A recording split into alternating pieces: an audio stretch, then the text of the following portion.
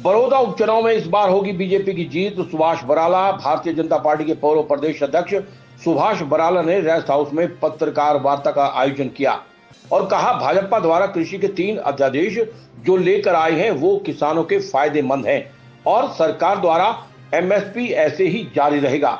उन्होंने कहा, कुछ राजनीतिक दल किसानों को भड़काने का काम कर रहे हैं, लेकिन किसानों को अगर किसी बारे में कोई भी संकोच हो तो सरकार के सामने अपने विचार रख सकता है।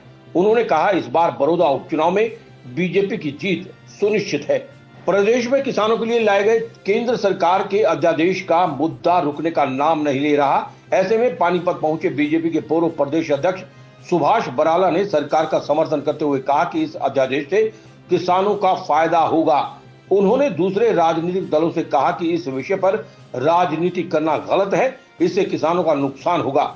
उन्होंने किसानों से कहा कि अगर उन्हें किसी प्रकार की आशंका है तो किसान हित के लिए बीजेपी हमेशा तैयार है, वो सामने बैठकर बात करें।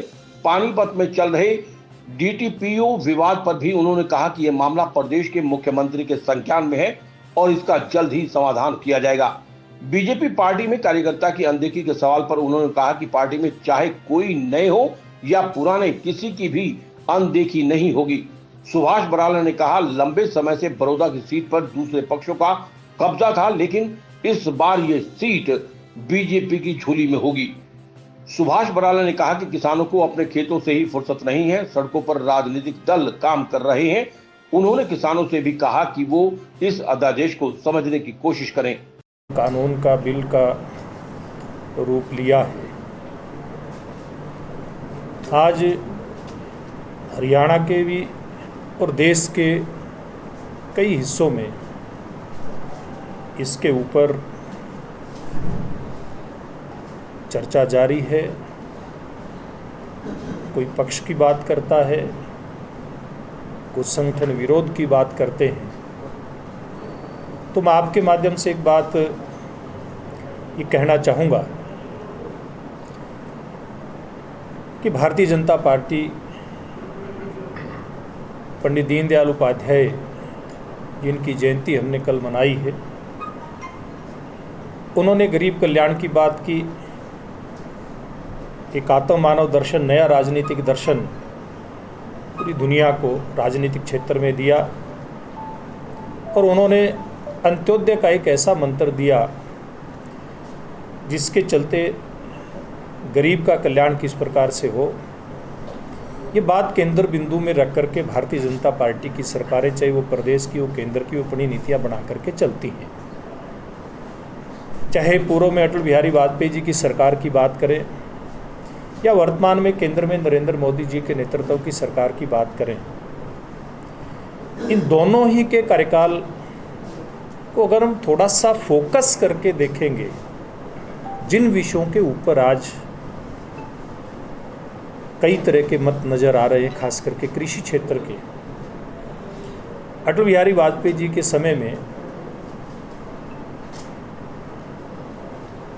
चाहे किसान क्रेडिट कार्ड बना करके किसान को जो ज़्यादा ब्याज देना पड़ता था मंडी में, उससे छुटकारा दिलवाने की बात हो, या हरियाणा पंजाब को छोड़ दें, अगर देश के बड़े हिस्से में नहरों को जोड़ करके किसान के खेत को पानी देने की बात हो, जिसमें मध्य प्रदेश, गुजरात और देश के कई बड़े हिस्सों में इसका बहुत बड़ा फ़ायदा उस समय सरकारों ने लिया था। और उससे आगे चल करके अगर नरेंद्र मोदी जी के जो वर्तमान कार्यकाल है, इससे पूर्व के कार्यकाल की हम बात करें तो हम लोग भी जो विपक्ष में होते थे, किसान मोर्चा में होते थे, तो मांग करते थे लाभकारी मूल्य की, लागत के आधार पर वो देने की। तो उसके आधार पे धीरे धीरे करके एक तरफ जहां फसलों का दाम धीरे धीरे करके आगे बढ़ाया जाए और दूसरी तरफ उपभोक्ता का भी ख्याल किया जाए, इस दोनों ही आधार के ऊपर कृषि उपज के रेट तय हुए। किसान के लिए हर साल उसको 6,000 रुपये छोटे किसान को मिलें, ये सुनिश्चित किया गया। हरियाणा प्रदेश में भी केंद्र सरकार के साथ साथ हमारी मुख्यमंत्री मनोहर लाल जी के नेतृत्व में सरकार ने इतनी ही राशि अलग से देने का काम हरियाणा प्रदेश के अंदर किया, तो पूर्व के रिकॉर्ड के आधार पे मैं आपके माध्यम से किसान और हमारे जो व्यापारी भाई हैं जिनके मन में कुछ पर शंकाएं हैं उनसे आग्रह करना चाहूँगा कि विश्वास करें देश के प्रधानमंत्री पर, हरियाणा के मुख्यमंत्री पर। और ये जब अध्यादेश आया और उस समय बातें शुरू हुई थी, एक बात आई थी, बड़े पैमाने पर आई थी और उसकी शंका वाजिब भी थी किसान की कि क्या हमें फसलों के ऊपर जो पूर्व में एमएसपी मिलता रहा, एमएसपी पे खरीद होती रही, वो होगी क्या, वो मिलेगी क्या। तो भारत सरकार के कृषि मंत्री श्रीमान नरेंद्र तोमर जी ने भी ये विश्वास दिलाया कि किसान की जो फसलें सरकारी खरीद होती थी पूर्व की भांति आगे भी होती रहेगी। देश के प्रधानमंत्री जी ने भी उस बात का विश्वास दिलाया। और अभी इस संसद के सत्र के अंदर केंद्रीय कृषि मंत्री नरेंद्र तोमर जी ने, जो हमारी बीजेपी की सरकार ने, भारतीय जनता पार्टी और एनडीए की सरकार ने एक परंपरा शुरू की थी कि अगली फसल की बुआई से पहले भाव निर्धारित हो जाए फसलों का, ताकि बुआई से पहले किसान तय कर ले कि मुझे कौन सी फसल बोने में अगले सीजन में फ़ायदा रहेगा।